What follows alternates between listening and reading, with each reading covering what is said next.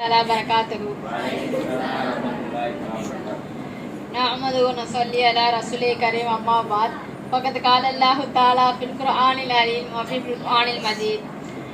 அளவற்ற அருளாளரும் நிகரற்ற அன்புடையனுமாகிய எல்லாம் வல்ல அல்லாஹ்வின் திருப்பெயரால் ஆரம்பம் செய்கிறேன்.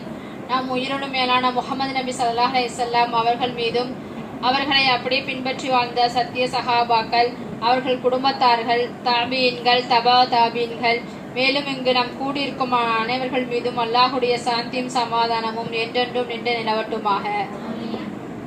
என கொடுக்கப்பட்டுள்ள தலைப்பு பெண்ணின் குரலில் அரபி மொழியின் பெருமை. பல்வேறுபட்ட மொழிகளை விதவிதமான பாஷைகளாலும் அதை அல்லாஹ் அந்த நமக்கு ஒரு அருள்படையாகவே அதை நமக்கு அருள் இருக்கிறான். இன்னும் அல்லாஹுடைய படைப்பின் ஆற்றலுக்கு இது ஒரு சான்றாகவும் ஊடகமாகவும் ஆக்கி வைத்துள்ளான். இந்த உலகத்துல மனிதன் வரலாறு தொடங்கியது தொட்டு இன்று வரை உயிர் வாழக்கூடிய மொழிகள் மற்றும் காலத்தால் அழிந்து பாவனை இழந்து இறந்து போன மொழிகள்ல சுமார் 7000 வரை இருப்பதாக மொழிகளின் ஆய்வு நமக்கு தெரிவிக்குது. இன்னும் சர்வதேச ஆய்வு நிலையம் கூறுகிறது. அதிலேயும் இன்று வரை உயிர் வாழும் பிரதான மொழிகள் அப்படின்னு நம்ம பார்த்தோம்னு சொன்னா 200 மொழிகள் மட்டும் நம்மகிட்ட உள்ளது. அந்த வகையில உலகத்தில் உள்ள மொழிகள்ல அரபு மொழி தொன்மையான மொழியாகவும் இன்று வரை உயிரோட்டம் உள்ள மொழியாகவும் கம்பீரமான மொழியாகவும் விளங்குகிறது.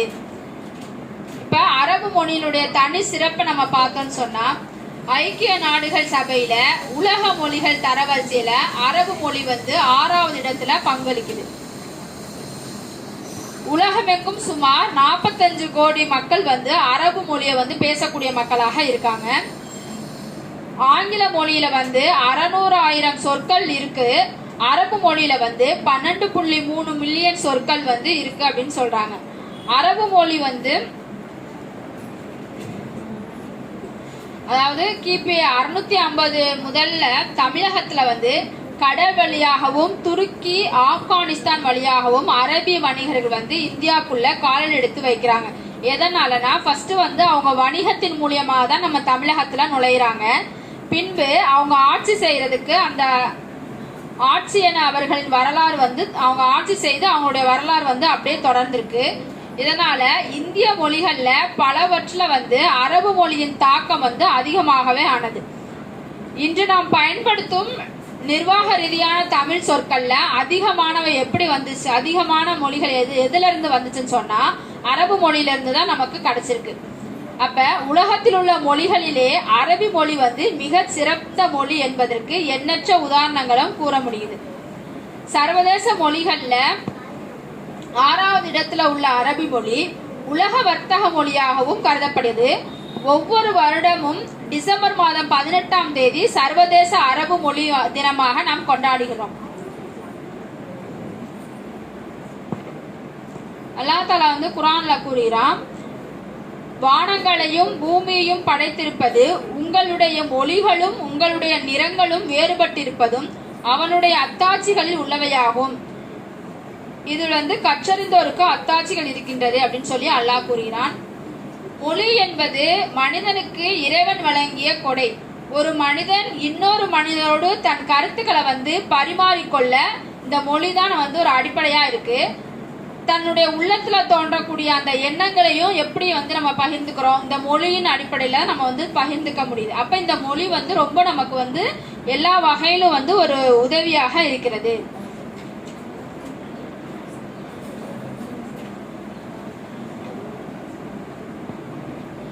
ஆங்கிலத்துல கிளாசிக்கல் லாங்குவேஜ் என்பதை தான் தமிழ்ல செம்மொழி என்கிறோம்.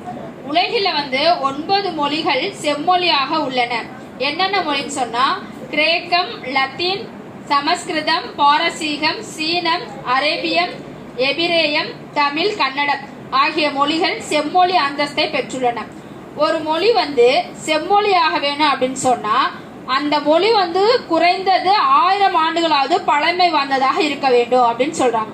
அப்ப அந்த பழமை பறைசாற்ற இலக்கிய படைப்புகளும் கலைகளும் இருக்க வேண்டும். இவை இருந்தால் அம்மொழி செம்மொழி அந்தஸ்தை பெற்றிருக்கிறது. எனவே அரபி மொழி வந்து ஒரு பழமையான செம்மொழின்னு நமக்கு இப்ப தெரிகிறது.